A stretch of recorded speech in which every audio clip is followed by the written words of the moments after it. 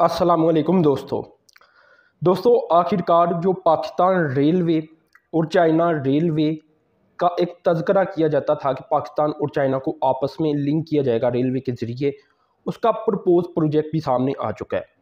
अब ये है कि चलें, ये तो नहीं कहा जा सकता आजकल में या आने वाले 5 सालों में या 10 सालों में भी ये प्रोजेक्ट बन जाएगा, लेकिन ये पहली बार गालबन बाकायदा एक रिपोर्ट शाया कर दी गई है। और जो चाइना की state own China railway first survey and design institute group है, उसकी जानिब से ये सर्वे और इन्फॉर्मेशन शेयर की गई है कि जिसमें डिफ़िकल्टीज़ का भी जिक्र किया गया है, लेकिन सबसे अहम चीज़ ये है कि बताया ये गया है कि ये प्रोजेक्ट चाइना के लिए बहुत इंपॉर्टेंट है। चाइना का जो इश्यूज़ हैं साउथ चाइना सी में, स्ट्रेट ऑफ मलक्का में, वो सारे हल हो जाएंगे इस प्रोजेक्ट की वजह से। कास्ट जाहिर सी बात है बहुत ज़्यादा है इसके ऊपर, रीज़न सिर्फ यही है कि जो कराकरम रेंज है वो बड़ा मुश्किल तरीन एरिया दुनिया का, तो जिस वजह से जो कॉस्ट है वो भी बहुत बढ़ चुकी है इस प्रोजेक्ट की। और कुछ 4000 अरब युआन बताई गई हैं अगर पाकिस्तान के ग्वादर पोर्ट को चाइना के साथ कनेक्ट करना है बाय रेल, और ये कोई 58 अरब डॉलर की रकम बनती है। तो ये ज़रूर है कि चलें अभी तो नहीं बनेगा, लेकिन ये ज़रूरी है चाइना के लिए, चाइना के बका के लिए ज़रूरी है। चाइना अगर ये चाहता है कि वो सुपर पावर बन जाए, क्योंकि सुपर पावर तो चलें वो है, लेकिन अभी अमेरिका नंबर 1 है ना, तो अगर वो अमेरिका को भी बाईपास करना चाहता है तो पाकिस्तान के साथ रेलवे लिंक बनना ही बनना है उसका। तो पहले तो इसका तज़किरा भी नहीं था किया जाता, लेकिन चलिए अब तज़किरा करना शुरू कर दिया गया है, तो तज़किरा होगा तो कल को ये प्रोजेक्ट बनेगा भी। अब इसमें यह है कि चाइना कई ममालिक के साथ इस तरह की प्रोजेक्ट कर रहा है, लेकिन वो कोई 3 अरब डॉलर का, कोई 2 अरब डॉलर का, कोई 2.5 अरब डॉलर का, कोई 4 साढ़े 4 अरब डॉलर तक का है। ये बहुत ही ज़्यादा, ये दुनिया का गालबन सबसे महंगा तरीन प्रोजेक्ट होगा रेलवे का अगर ये बनाया जाता है तो, और बनाना भी ज़रूरी है। लेकिन पाकिस्तान इसमें कुछ पार्टिसिपेट नहीं कर सकता, चाइना को करना पड़ेगा ज़्यादातर पार्टिसिपेट, और बाकी लोन वगैरह लेना पड़ेगा।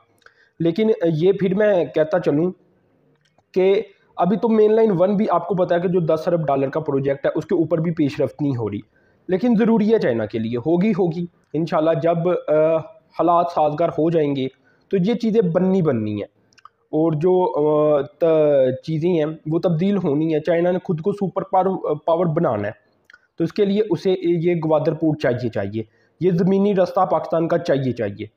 तो खैर इस पर ज़्यादा डिस्कशन इसलिए नहीं करूँगा कि एक और बड़ी डेवलपमेंट सामने आई है 14 अरब डॉलर की ऑयल रिफाइनरी को लेकर। इसे अप्रूवल दे दिया गया है, जो कैबिनेट कमेटी है उसकी जानिब से, वज़ीर-ए-आज़म की तरफ से भी। अब जो एक कोऑर्डिनेशन कमेटी कैबिनेट की एनर्जी के ऊपर जो है वो, उसकी एक और मीटिंग होगी, तो उसमें मज़ीद इसे फाइनल अप्रूवल दे दिया जाएगा। अब ये डेवलपमेंट इतनी बड़ी है कि सऊदी अरब अब इसके ऊपर काम कर सकेगा। ये सऊदी अरब वाली रिफाइनरी है जिसका मैं जिक्र कर रहा हूँ, ये अब जो अप्रूवल हो गया, अब सऊदी अरब आगे बढ़ेगा, इसके ऊपर काम करेगा। पाकिस्तान ने सऊदी अरब की बहुत सारी बातें मान ली हैं जो कि पाकिस्तान पहले नहीं था मानता, ठीक है। डीम ड्यूटी जो कि एक जगह टैक्सी आप कह लें, जो कि अवाम के ऊपर लगाया जाएगा, ठीक है ना, जो ये प्रोडक्ट्स परचेज़ करेगा, तो वो ये है कि डीम ड्यूटी सऊदी अरब मांग रहा था शायद 25 सालों के लिए 7.5%, तो वो भी पाकिस्तान ने गालबन बात मान ली है कि जो इन्वेस्टमेंट है वो पाकिस्तान की सिक्योर रहे। बताया जा रहा है कि इस प्रोजेक्ट के ज़रिए कोई आने वाले 25 सालों में 9 अरब डॉलर से जायज़ के फॉरेन एक्सचेंज रिज़र्व पाकिस्तान को मिलेंगे। साथ में यहाँ ये भी बता दूं कि पाकिस्तान ज़ाहिर सी बात है बहुत सारी छूट भी देगा मशीनरी के ऊपर भी, वैसे भी टैक्सेस वगैरह को माफ़ करेगा क्योंकि बहुत हैवी इन्वेस्टमेंट होगी। इसमें जो इन्वेस्टमेंट का स्ट्रक्चर है वो कुछ इस तरह से है कि इंजीनियरिंग प्रोक्योरमेंट जो सिस्टम होता है ECP, उसी के तहत ये प्रोजेक्ट बनाया जाएगा। बाकी 1.5 अरब डॉलर की रकम जो अरामको सऊदी अरब की कंपनी है वो फराम करेगी।